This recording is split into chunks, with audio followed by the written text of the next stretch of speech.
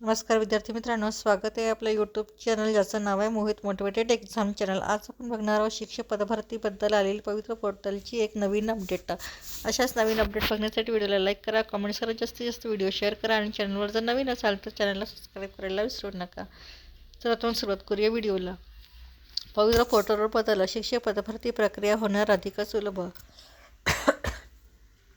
शाळांना मिळणारा त्यांच्या माध्यमानुसार शिक्षक गुणवत्तेवाढीसाठी घेतला निर्णय। शालेय माध्यमानुसार शाळेला माध्यमानुसार शिक्षक मिळावा यासाठी शासनाने पवित्र पोर्टलवर आवश्यक सुधारणा केली आहे। त्यामुळे आता शाळेला माध्यमानुसार शिक्षक मिळणार असून त्याचा फायदा विद्यार्थ्यांना होणार आहे। इयत्ता 1ली ते 5वी, 6 ते 8वी, 9वी ते 10वी या गटासाठी त्या माध्यमांच्या शाळांसाठी शिक्षक उपलब्ध करून देताना व्यावसायिक अर्हता इंग्रजी माध्यमासह त्या शाळांचे मराठी, उर्दू, कन्नड असे माध्यम विचारात घेऊन विद्यार्थ्यांची 10वीची परीक्षा ज्या माध्यमातून उत्तीर्ण केली आहे त्या माध्यमांच्या शाळेसाठी त्याच माध्यमाचा शिक्षक देण्यात येणार आहे। शासकीय अनुदानित शाळांतील शिक्षकांच्या रिक्त जागांवरील पदभरतीची प्रक्रिया पोर्टलद्वारे राबविण्यात येते। काही तरतुदींमुळे या प्रक्रियेत अनावश्यक गुंतागुंत निर्माण झाल्याचे निदर्शनास आले आहे। त्यामुळे संबंधित तरतुदी रद्द करून त्याऐवजी सुधारित तरतुदी लागू करण्यास राज्य सरकारने मान्यता दिली आहे।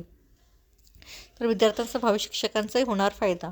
अंमलबजावणी 2025 आणि नंतरच्या भरतीसाठी शालेय शिक्षण विभागाच्या सुधारणेनुसार अभियोग्यता आणि बुद्धिमत्ता चाचणीसाठी अर्ज करणाऱ्याच्या शेवटच्या तारखेस विद्यार्थ्यांच्या वयाची परिगणना करणे, विद्यार्थ्यांची अभियोग्यता व बुद्धिमत्ता चाचणीतील गुण केवळ एक वेळेच्या शिफारसीसाठी लागू राहील, अशा बदलांचा समावेश आहे।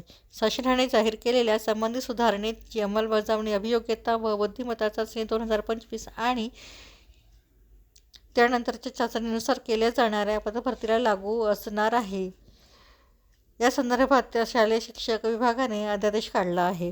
शिक्षक उपलब्ध न झाल्यास पुन्हा जाहिरात। 1ली ते 5वी या गटासाठी सेमी इंग्रजी विषयासाठी व्यावसायिक अर्हता इंग्रजी माध्यमातून पूर्ण करण्याची अर्हता निश्चित केली आहे। त्या सामाजिक प्रवर्गामध्ये असे शिक्षक उपलब्ध न झाल्यास अशा रिक्त राहणाऱ्या पदांसाठी नव्याने जाहिराती देऊन शिक्षकांची नियुक्ती केली जाणार आहे। तर कमाल 50 जागांसाठी प्राधान्यक्रम। राज्याच्या शालेय शिक्षण विभागाने पवित्र पोर्टलमार्फत होणाऱ्या शिक्षक पदभरतीच्या कार्यपद्धतीमध्ये आवश्यक सुधारणा केली आहे। पदभरतीसाठी कमाल 50 जागांसाठी प्राधान्यक्रम नोंदवता येणार आहे।